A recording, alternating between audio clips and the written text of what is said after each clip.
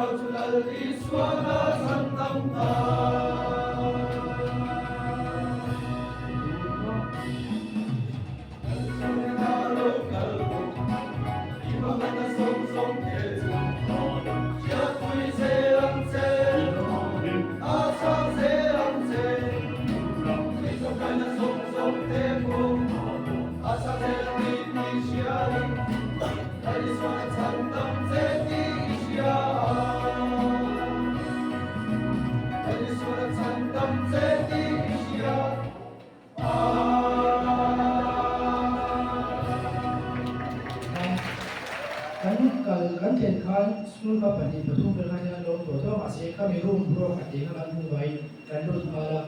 ara o ka tu bai kan mang mala chuan bai se ka chu school patung ni ka ria ten hoa room ka ta be to room kan be to ilan te ka chuan laya ka Kandi kan tekan school kan pada su betul betul orang kala sana tu orang kan maksud devotion dia ni nya su lain di kan orang yang dia su devotion kan orang pada su nak hasil kan orang yang su pada maksud so tu lama kan faham rezeki buat di sini makan suka much pas kan dia aku sih yang hati much pas kan so pun pihak kan dia ni masa pada mi pani ver ka su tu ka ro ni ka ria na ro ka chuan atu to ma ma a do ne wa kan za na pu ro su man zwa ka nu ma do ma ya mon de ya ka dharma ve la ta wa chuan di kan do pa ya la mo pa an ki wa an van be ka do wa mo pa ka chu an ma ni lo physical a tha ko si mo pa ka chu pa ya la ka chuan ne nan sang so ka pi lo wa chuan ini yang cukup sinama, sinama dia seperti cakap di luar bangin, kalau bicara nama kan, kita boleh paham kalau suara senior apa junior di junior kita boleh tampil kalau suara dia kan, ini ju di obo berdekat cakap, kalau orang kau dekat lakne pada kan dulu, paham ya kalau di ketika itu amani kalau kita ini lo siapa tiap lo, itu pun adalah ka ai lo Wednesday ang mali tapi ko so ano ba kan sak ida o message ko nilo ano kala sa suya to ni hakan ano lo ano kala to ka siya kan siya wala di ba at yung pero yung kan ito i eta kan yung ano may ko pa dia kau pa dia ke dia boleh tinggal kalau dia memang macam ni nak kok itu termasuk ini salah tuan Tujuh kan sport tu di kumpulan tu ada zat dia kalau ini tu tak betul kan di kata bayi kum dengan ibu lah kenapa kau kata bayi kum ni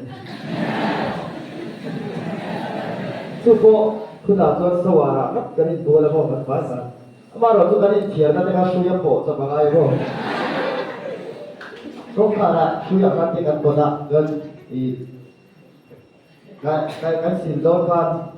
Cui cái cái gì thì thế nào đấy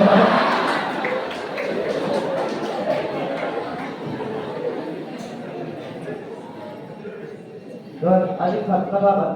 chào lúc không có sợi đồ kan tùy băng thấy cái này खेल lại kan cái lu luat dia đâu bạn tên con đồ mà sẽ quay thì nó cái này đồ là thì cái lu mà cái làm tên đồ là rồi cái nó sẽ phá cho này cho cái anh chắc các bạn vào này không nghe tùy băng mà đâu rồi Untuk sport kala, bagian kala aku bola kan tapi kalau ke Twitter ni dia buka kalau apa ya, John adik dia bil dia akan saya akan kalau bahasa akan bil ke sa kuya nau dia dengan juang kau ni. Kalau sa kuya jadi thằng saya bil ke nau bahu John, sa kuya John dia itu bahasa ten na Kalau itu pada Kumsong masari laut di dekat bawah. Dari sebulan kan, kelas 8 ke dia kumsong masari dia, kulbai di kesan bawah di dekat bawah. Dalam tu, yang ada satu ada bawah. Football macam dia tu, kesan macam dari di bawah sarpu yang akan kan macam Tuhan. Cuman, kalau tak usah tapi bagian ni nak po, kalau kan. Aku bukan barang, bukan sendiri kan. Di tulis kami dah boleh saka, cuma mungkin lo masih kalau tu saya lo nak kubeng lo.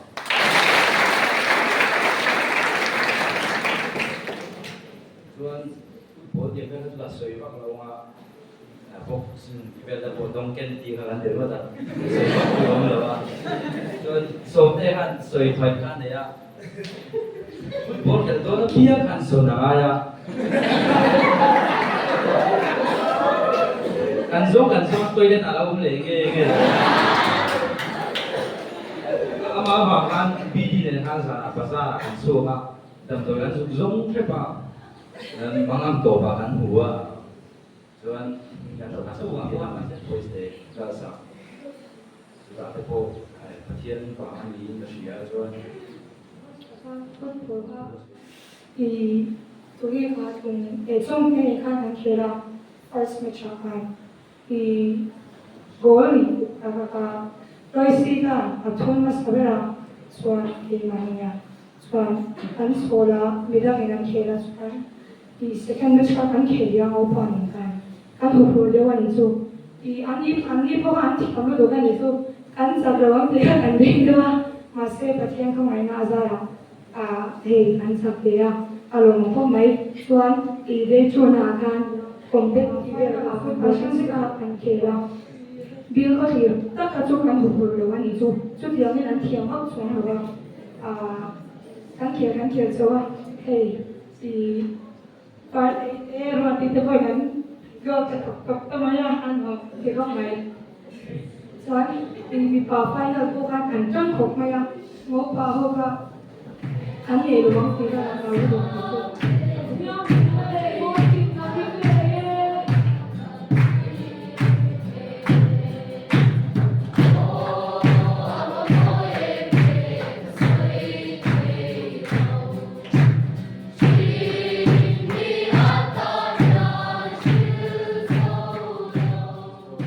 nên nếu mà học pháp là school hay là mình chủ đến ai rồi kalau tu suruh setak cuy tak baik memang.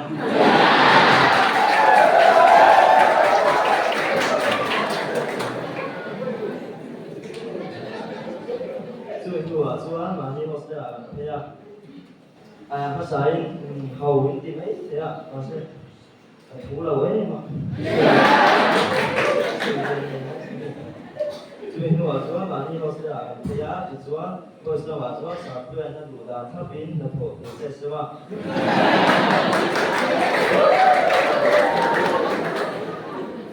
Ini rosu ada siam chat del ba mai abangin office coba del thong dan pa dan tha de ba la chat angai ba han tu em có chuan lại nó sắp hộp nè thì chuan đã tu Sunday ở ăn đi lâu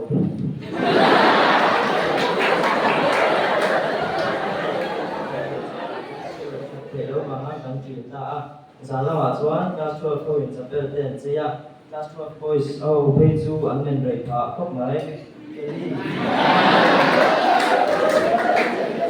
cái đi ta thì bảo cô anh ai tiền của thế anh đi ngồi ở đâu ở bà miếng dining hall là anh đi cùng sang làm về học nước của các chuan tu ninga Thursday Teachers Day chú ở đâu ta chỉ mà bạn thế rehearsal thế gần đây để suy á dar sổ chân anh gì á